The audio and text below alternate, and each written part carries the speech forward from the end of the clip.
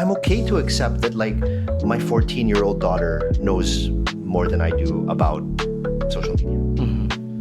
I'm okay to accept that, our 28-year-old VP of finance will know more about this business than me. I'm okay to sit down with them and talk to them and understand where my gaps are in the knowledge and for them to teach me. So that way, the chaotic world that we live in makes a little bit more sense.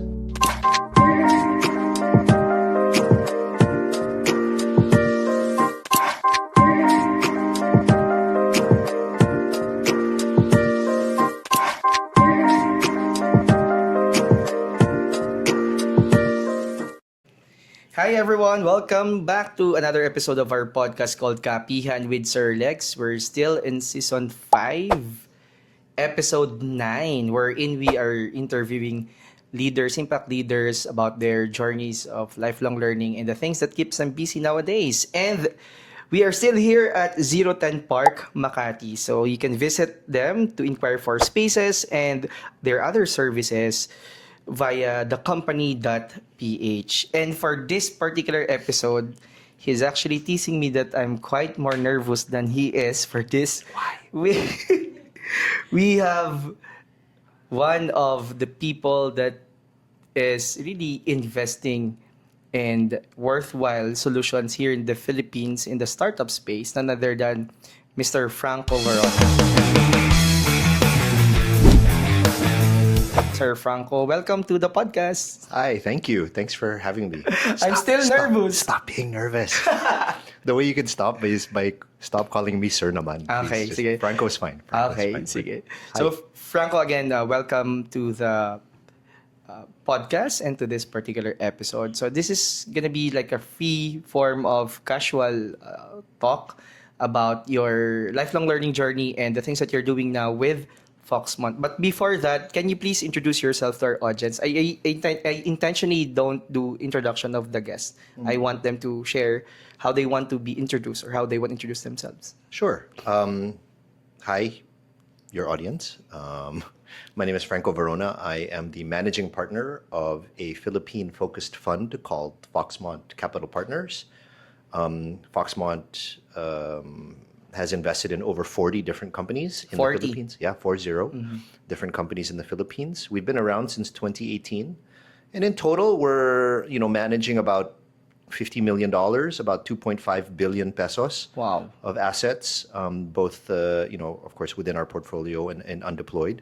And we intend to raise a little bit more, maybe about double that in the coming year or so. And again, all focused on providing solutions to the Filipino. Would it be okay to ask if what are like the brands or companies that you've invested already? Not all the 40, but like the ones that you have most recently probably. Yeah, of course. So we're now deploying from our Fund 3, which we say has a theme of accessibility. I was about to ask about the theme. Yes. So each fund has a theme, no? Our first fund was really like just capitalizing on the broader market. Yes. Our second theme was the digitization of the Filipino. Okay. And the third is accessibility and affordability of products and services to the Filipino. So in this latest fund, we've already deployed, twice that I can talk about today. If we had this interview next week, I could talk about the third. And the first one was a gym concept, high-value, low-price gym concept called BFit. So if your audience has ever heard of it, there's one in Philinvest near Ayala Alabang. The other one is in the PNB Center in Ayala Avenue, Makati. Basically, large format gyms, 1,500 square meters, 1,000 pesos membership. Per month. Yes, per month. Exactly. You were thinking per day. No, it's per month. That's too much per Accessibility, affordability. The second one is a set of female-focused clinics, so OBGYN. Some of them have a fertility part of it linked to their clinics. The idea being that we are creating these nice, very comfortable clinics for women to go to that feel very safe to go to in different places. The first one's in Parkal Mall. It's called Iluvo. Iluvo. Iluvo. Yeah, founded by a great Filipino doctor, Dr. JC Olivares. Wow. Yeah. So those are the two most recent ones that you've invested Those in. are our two most recent ones. Of course, there are very famous ones that we've invested in. Pickup Coffee's Oh. probably the most famous. Okay. Yeah. Colorette, perhaps yeah, people are familiar Nina. with Colorette. Yeah, Nina Dizon. So that's another one. And then there's many others.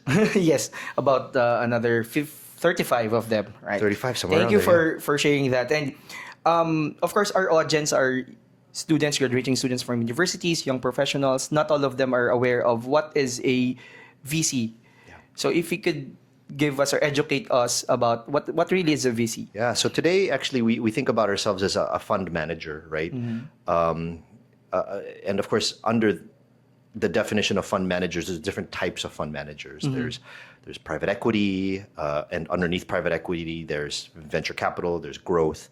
Today, I think Foxmont actually fits in both of those buckets of venture capital, VC, and growth equity, right? And the core difference is actually just what stage we invest our capital into.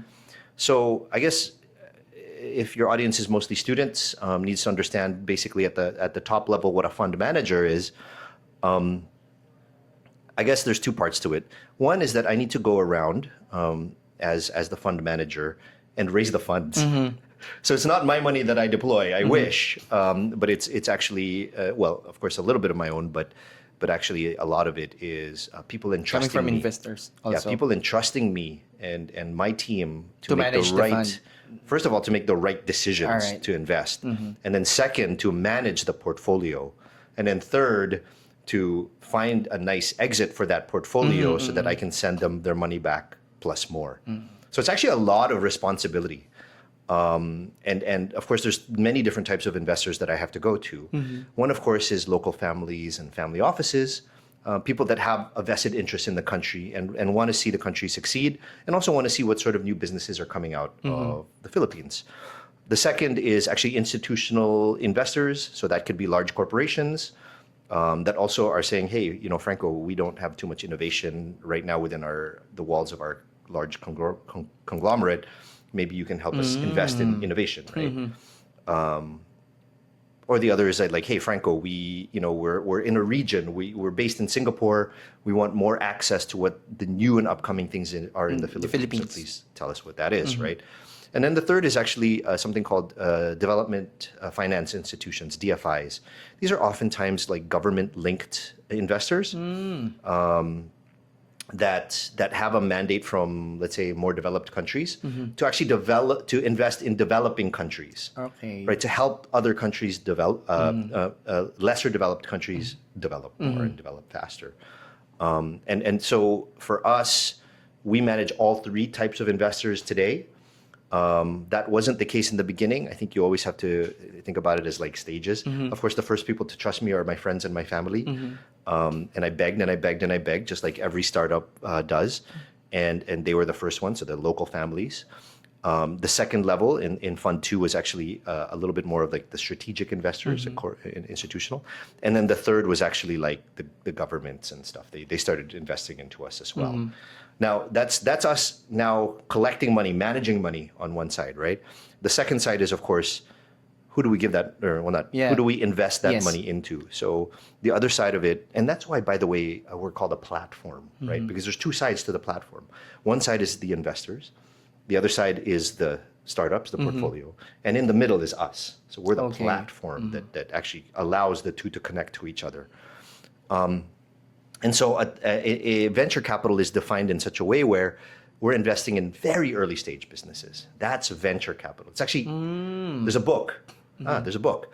It's called The Power Law. I think that's something that's very interesting to read. And in the Power Law, it actually defines why it's called venture capital. It's adventure capital.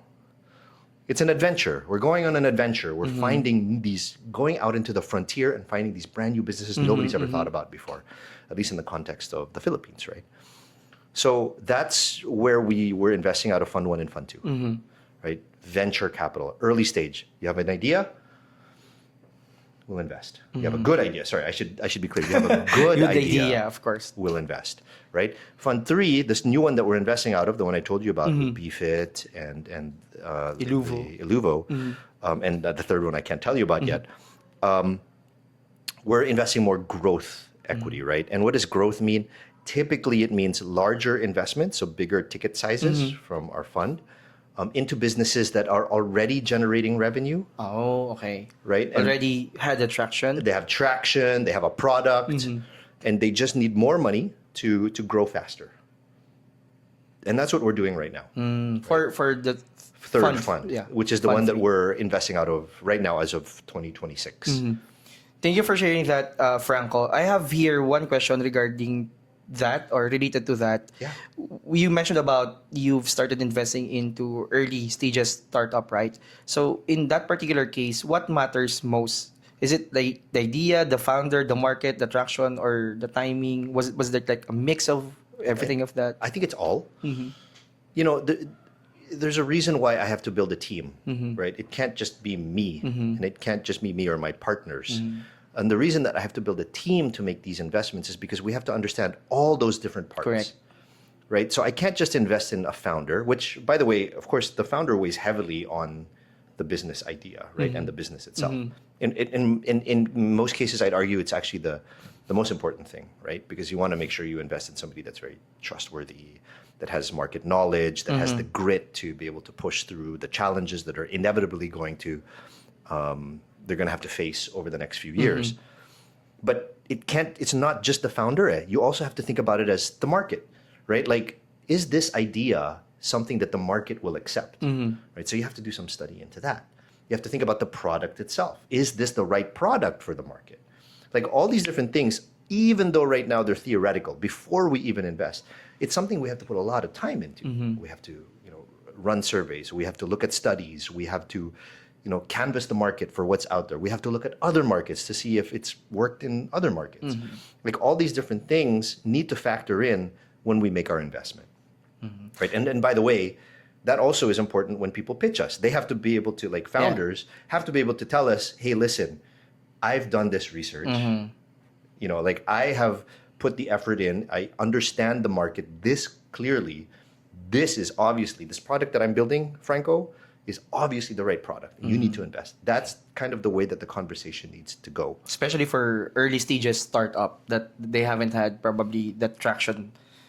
Just like what you mentioned for the third fund, it's different because now you're looking about growth, traction, and all that. Correct. So going to that idea, you mentioned about startups pitching to Foxmont. So do you have like a platform where startups can pitch, or do you have like, of course, we interviewed Alvin for Kubo. Okay. They have the incubators, accelerators. So do you like scout from these programs, or? Of course.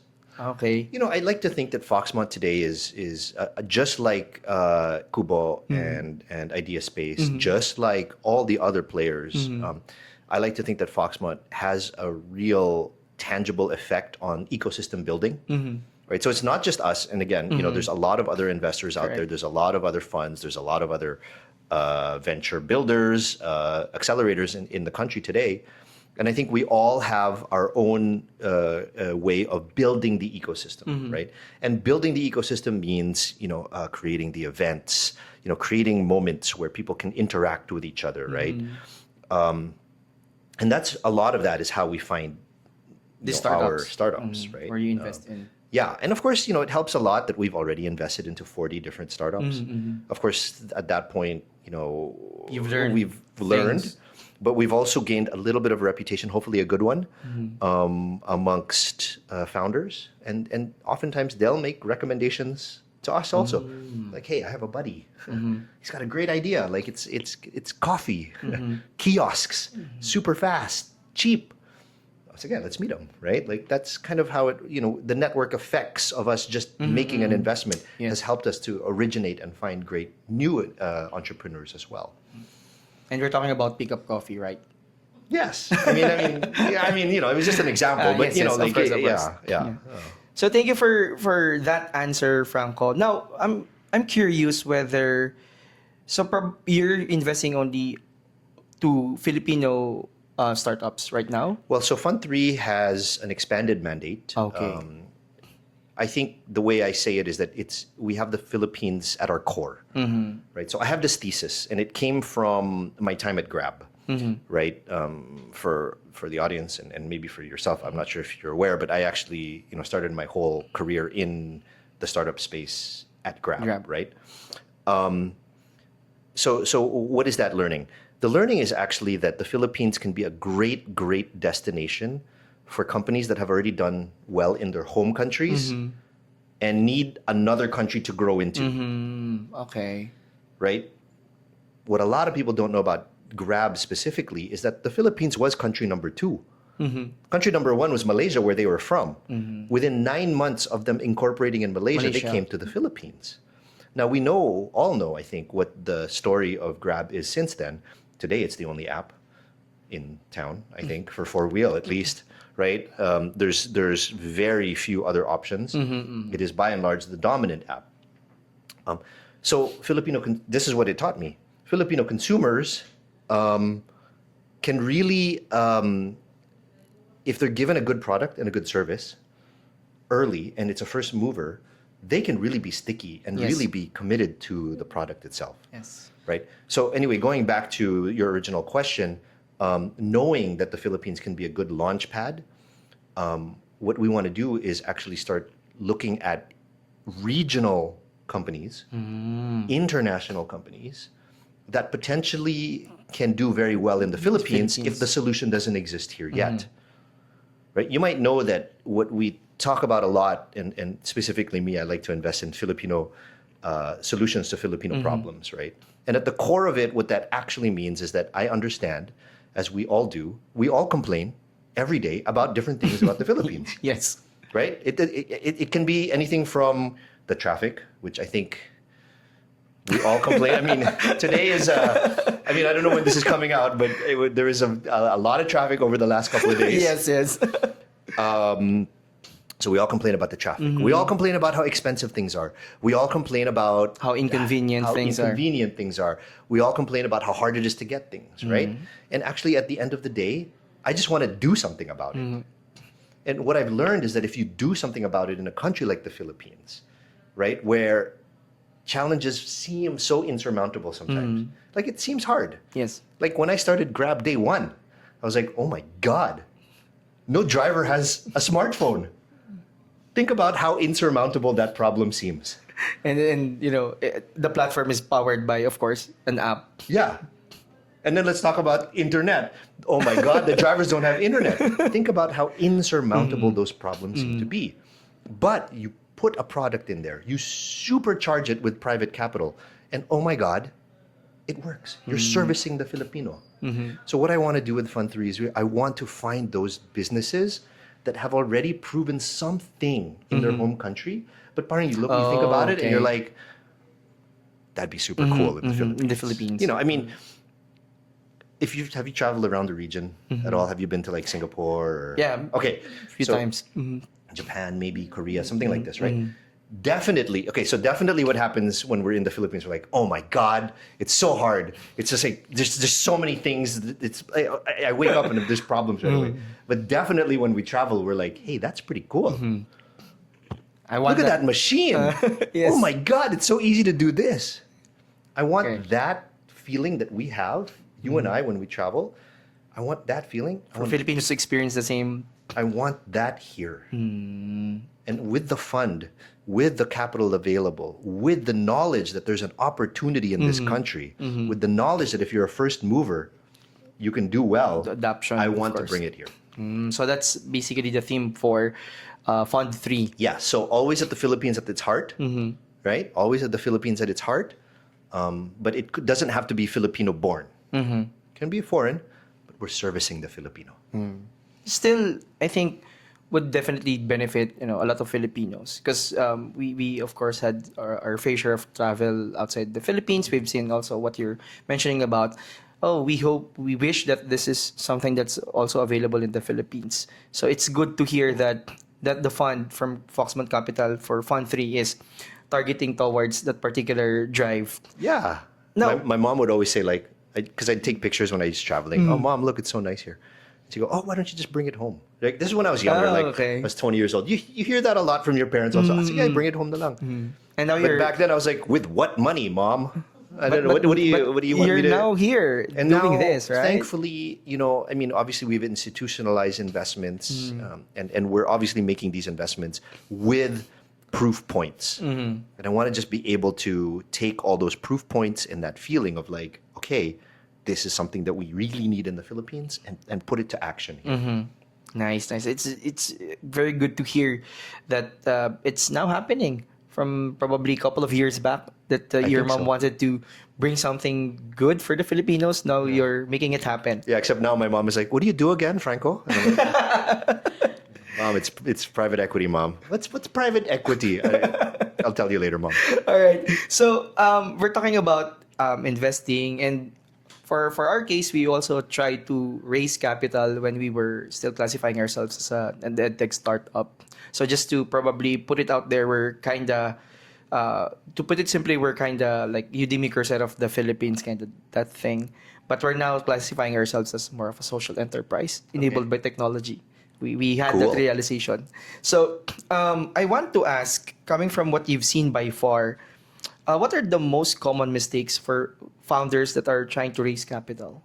Like, Thinking that capital is the end goal. right. I think not only for startups, but also for like typical businesses, MSMEs, Yeah. something like that. Or probably it's the other way around. They think that capital is really needed to start something. What's your take on that? So, what I've seen from startup founders in the past is that, the celebration comes when they get the capital. Which, by the way, yes, definitely celebrate that you have capitals because you can now run your business. But that should not be the end goal, right? The end goal is actually the success of the business and being able to service the population that you want to service. Right. So you'll go back to just like what Simon Sinek mentioned, your why you're doing this. So Yeah. capital would just enable you making or creating more impact Yes. to the space that you're serving. Yes, I think there's been many times in the past where I've actually run into founders that have said like, "Hey Franco, if you invest in me now, in 6 months I'm going to raise another round, and your investment is going to be worth more," right? And okay, I get that, right? Sounds cool, right? Thanks very much, but what did you just tell me about your business? Like, you didn't tell me anything about the actual business itself, right? And So- I have heard those kind of Yeah. actual startups that they keep on raising capital to such a point. No, I'm not so technical about this, but they were like the saturation kind of thing. So for you from your POV, so is it good that they go after that, or like going back to what you're saying that as long as there's a good use case for it, right? Like, if you're going to raise capital from me, then I would hope, or from Foxmont, excuse me, not from me, but from Foxmont, I would actually hope that the money is being used in such an efficient manner that it actually grows the business in an amazing way, right? That in such a way where you might either not need any more capital, or the capital that you need is to like really super duper boost your business, right? There has to be a good excuse as to why you're going to raise the capital again. correct? Right. It Not can't just to raise be, capital, Yeah, right? it can't just be that you feel like raising capital yeah. and then all of a sudden your business is worth more. Then it's kind of like, what are you doing, dude? Yes. Or girl, excuse me. Yeah. But what are you doing, right? Like, that's not the end goal. It never should be the end goal, right? The other mistake that many founders think about, or entrepreneurs, I think might fall into as a trap, is that to think about capital as like dumb capital. Like, again, so you kind of come to us and you're like, I'm raising money. This is how much I need, and then we're like, oh, okay, cool. That makes a lot of sense. You need it for marketing, you need it for ops, you need it for you need it for all these different things. Product development. Here it is. Here's a large sum of money, right? And then it's kind of like, thanks, dude. See you later. And it's like, no, that's not it. When you take outside capital, and specifically if you take capital from Foxmont Capital Partners, we become your partners, right? We are as invested in your business as you are. We want to walk alongside you. We want to be there for all of it, right? The bad and the good. Good, yes. Right? So first of all, don't just tell us the good. That's not helpful, right? Like, we're not your professor. Like don't you know what I mean? Like it's Yes, yes, we're your partner. If something bad is happening, You have whatever it to- might be, yes. right? Oh my God, I lost some money and I can't figure out why.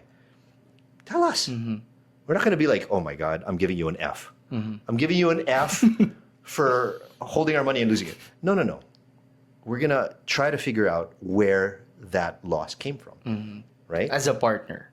Of course, as a partner, right? Now, of course, there's going to be problems if you stole it, but we don't obviously think that people steal the money. I mean, obviously, it's going to come from like leakage somewhere. It's you know, there's a lot of ways, right? But what I'm saying is, we're not going to get mad, right? We're here with you as a partner. Wow. So I think that's a very value adding, I would say, access, not only the capital, but of course the things that you're making the founders feel and the startups feel that you're with them along the way. Yes, Foxmont Capital Partners today, of course, a lot of people think about us as just investors, and therefore they think about my team as people that just kind of Come and go, originate and something like that. then invest, right? Like their whole thing is to invest. But actually, 2/3 of my company is post-investment support, Oh, wow. right? So their main focus and goal is the success of our portfolio companies. Nice. 2/3 of my company, yeah. Wow. That's a lot. I mean, a lot of support if we would look at the total organizational count, 2/3. We are So invested in every single one of our businesses. So you success. like put people or like partners that would take care of this startup after the investment kind of thing, or is it like some sort of Yeah, I mean, advisor? in some cases, we have people that are literally embedded in the business for a while. Sometimes, in all cases, we have multiple check-ins and multiple conversations going on with the founder, trying to solve different problems from HR to finance to all these different things to operations. It's a constant. We spend 4 hours a day on average with our portfolio. 4 hours a day, 4 hours a day. yeah. See, Every- exactly. Most people think of fund managers as like sitting there with like big fat piles of money and then saying, sige, I like you. Here, take some money. No. Most of our day is actually sitting with our founders and being like, hey, I know it's hard to run a business. Tell me those problems. Let me help you. That's where our time is being spent. Wow. Saying that, working with our founders. Again, that's very valuable for founders, right? So thank you for sharing that. Now, when I heard you spoke sometime last year, I think, in the event, the PT30 event where you were a Oh, yeah. speaker, I approached Franco. Again, PT30, Philippines top 30 on LinkedIn. Yeah, we Of which you were number one. no, not number one. number one. I'm just part of the community. I was As number one of the 31. Pioneer batch during the see? pandemic. Number one, pioneer. So, you spoke about, I think if I remember it correctly, lifelong learning. Yes. Okay. So I want to get your insight, your brain of why do you think lifelong learning is important? Because that's one thing that our social enterprise has been championing for 10 years already here in the Philippines. So why do you think lifelong learning is important, not only for founders or entrepreneurs, but also as an individual? Yeah. I think of lifelong learning as actually connected to humility, right? I generally think that lack of ego and more humility leads to better outcomes. Lifelong learning will stop when you think you know everything, right? So you have to have some humility, a lot of humility actually, to be able to accept that you don't know everything and that the world always changes. And not only does the world always change, but every single individual on any given day changes as well. So with all the change that's happening around you, it's actually a little bit chaotic if you think about it, right? With all the different changes around you, you yourself have to continuously keep up, catch up, learn, right? And be humble enough to be like, okay, I'm 45, right? I'm 45. And it's like, okay, I'm okay to accept that like my 14-year-old daughter knows more than I do about social media. I'm okay to accept that, our 28-year-old VP of finance will know more about this business than me. I'm okay to sit down with them and talk to them and understand where my gaps are in the knowledge and for them to teach me. So that way, the chaotic world that we live in makes a little bit more sense. Wow. So I love your take on lifelong learning in with respect to humility. It's actually my first time hearing that perspective. And it actually reminded me or opened up that idea that it's really about being humble enough to accept that you are learning, that you are still young relative to the things that the world can provide as a sort of wisdom or learning. So I have one more question before we go to the last segment. Sure. That is more of a fast talk Okay. segment. So just your take on AI, because AI is everywhere, and you've invested into, I think, for the two Yeah. most recent, it's non-AI, I would say, but still probably technology enabled. What's your take on, or what you have seen by far when it comes to like the changes when it comes to startups with AI being here? Like, is it like a good thing, bad thing, mix of both? I've asked on some of our previous guests that people are really into AI. A lot of founders would want to put AI for sometimes for no reason. So what's your take on that? So, first of all, I think just to answer you quickly, I think AI is ultimately a good thing for operational processes in the Philippines. So, if you apply AI to a business within your own operational processes, I think you can make things go faster and smoother. Simple as that, right? But now I'll give you a couple of examples, right? Oh, and by the way, I also think of AI as a great equalizer, right? So, let's talk about education for a second.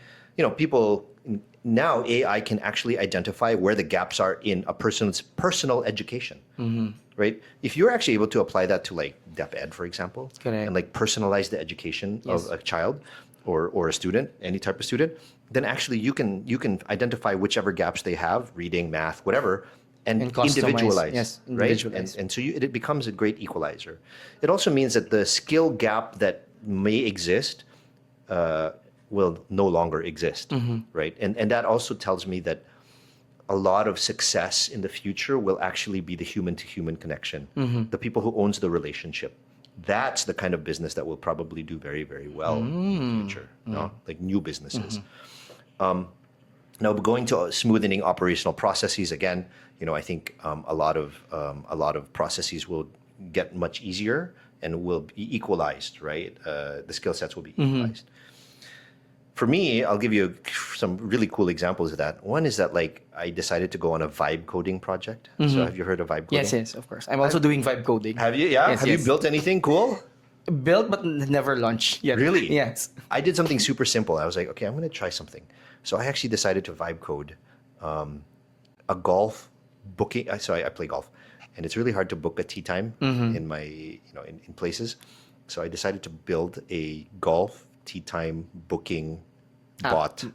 A bot. Okay. And it does cool things like it launches my laptop and then it pre-fills Really? forms and it books it. Boom! I got it done. I don't know how to code worth anything, and I was able to do it. And actually, the reason I did it was so I could learn how easy it is to vibe code and create things. Right? So at the very top level, macro level, you're able to do that now. Me, no technical experience whatsoever, able to do a very simple thing, right? Now, can we imagine people that do have technical experience, that do understand? Now they can create even more technical things faster. They have agents under them. So I think that's pretty cool. The other is like actually, this is just a random example of the AI use, but I use it as my personal fitness coach as well now. Do Yeah. you? Yeah, So you're subscribed before to someone? Yeah, Like yeah. I had a fitness coach, and then I don't know. He just anyway. The whole other story about that guy. But one day he wasn't there anymore, and I was like, you know what? I'm just gonna start using AI, and I use AI, and I am stronger than I've ever been before. Really? Yeah. So it's good for like technical things. It's good for physical things. I mean, can't go wrong with it. All right. I mean, you can't go wrong with it. At some point, AI is probably going to turn into robots and kill us all. But in the meantime, can't go wrong with it. Yeah, yeah. Totally agree with the use cases because for our social enterprise, because we can, hire more people, so we're actually using it to probably maximize the use of that in our operational processes. Yep. So thank you for your thoughts about that, and hopefully you. that machines or AI is killing us is not in the next 5 or 7 years. I don't know. Let's all ask ChatGPT and Claude and everybody else. Alright. They'll tell us. I'm sure they'll tell us. All right, so we're now on the second to the last. The last Okay. segment would be like, I'm gonna ask you about your top 3 lessons learned by far, personal, Okay. professional, that you would want to give to our audience. But before Sige. that, I have here prepared 10 questions under a segment called Fast Brew, Lifelong Brew. Learning Edition. So it's like a Oh. fast talk. Let's so go. I have I'm ready to 10 talk questions. fast. Yeah. I'm ready. So we are now here still at Kapihan with Sir Lex, Season 5, Episode 9. Fast Brew Lifelong Learning Edition with none other than Mr. Franco Varona. So 10 questions. So 10 questions, Franco. Yep. First question, morning learning or evening reflection? Morning action, evening reflection. Books or conversations? Conversations. Theory first or practice first? Practice first. Choose among this. Best teacher, failure, mentor, experience, or success? Experience. One habit that keeps a leader learning. Humility. One discipline outside business that shaped how you think. Fitness. One skill every future leader should develop. That's a good one. One skill. Sorry, let's one skill. One skill every future leader should develop. Leadership. One thing successful leaders must unlearn. Ego. One question every leader should ask more often. Am I doing this right? And last, complete the sentence. Lifelong learning is For life. for life. Thank you. That was Mr. Franco Varona for Fast Brew Lifelong Learning Edition here at Kapihan with Sir Lex. Thank you, Franco. And of course, our last segment would be asking you about the top 3 things that you would want to give our audience as a gift from this particular episode. Things that you realize, life lessons learned. So it could be personal, it could be professional. I just, it's funny, I've been working on a post on Instagram and on LinkedIn just about this. The thing about building a business in the Philippines is that it doesn't have to be, scale. A lot of people talk about scaling a business, but you don't really think about scale like that word, right? And in my mind, most people misinterpret scale to mean like, oh, okay, we'll put something online and then a lot of people will use it and then it's scaled, right? Oh, I have a great idea. I'll put that idea online and 1,000 people will use it within day one and it's scaled, right? But, I think we need to apply a layer of the idea of scaling a business in the Philippines to the fact that we are an emerging market. Right, and in that, in my time at Grab, for example, I learned that scale in the context of an emerging market like the Philippines can actually be super duper manual. Sometimes you gotta go on site at 4:30 in the morning and teach people what needs to be taught, and sometimes it doesn't feel like scale because there's only like 20 people in front of you at 4:30 in the morning. Sorry, this is an actual example, right? 20 drivers in front of you at 4:30 in the morning, learning how to use a phone. But those moments of grit, putting your idea to work, or in this case, Anthony Tan's idea, the founder of Grab, to work, it at some point when you do it enough, it catches fire. And again, to the point of like introducing solutions to the Philippines, when it catches fire and you're the first mover, oftentimes as the first mover, and this idea catches fire amongst all the drivers, let's say, you become the national champion, right? So scale sometimes starts in dark garages in the northern part of Manila at 4:30 in the morning with 20 talking to drivers in really bad Tagalog. That's one. 2 is that businesses, you have to think about businesses to be sustainable earlier, right? I think there is this misconception in the early days of the Philippine startup ecosystem, at the very least, that you can just continue to raise more and more money and then kind of kick the can down the road to profitability. However, today, I think many investors, and even the founders themselves should really expect this of themselves, expect that you have to get to a profitable level earlier. Then you won't be desperately looking for money anymore, right? And you just need money to like super boost the business. Yeah. You don't need money to like, Yes. you don't need money to like pay your employees. Right? At the very least, can we all get to the level where we're paying our employees? Yes. Isn't that like a simple ask? I think it is. So when you're thinking about your ideas of your business, can we start thinking about that so that, again, private capital, venture capital is not the end goal, Yes. right? That's 2. And 3, last learning. I think, and this is kind of a broader thought, right? I've as many people probably know, I wasn't born and raised in the Philippines. I was born and raised in Canada, and I eventually moved back to the Philippines when I was 28 years old. And what I've realized is that actually a lot of again, we complain a lot. I complain a lot too. But in these inefficiencies are the opportunities. Agree. Right? You change that complaint into actionable things. You find the gaps. There's many gaps. I'll tell you where, where there was a big gap in 2018? What area? Fund management. I looked around and I'm like, there's no funds around. Why are there no independent funds around? So I set up Foxmont. That's another thing. Like that's where we're at. If you can find those gaps in this market, you can build amazing things. Now, I'm not saying Foxmont is an amazing thing yet. Let's wait until we build up some more businesses. But I am saying that from small ideas can come great things in an emerging market like the Philippines. Wow. So that 3 things are solid. And I think that's a great reminder for aspiring founders, especially number 2, that of course you have to, fill in the basics before you always chase for capital. I mean for our case, when we were tag as EdTech, I keep on looking for platforms where we can pitch, and then there was this time wherein one incubator accelerator told me that, why are you raising capital? You are actually you are cash flow positive, so why even raise?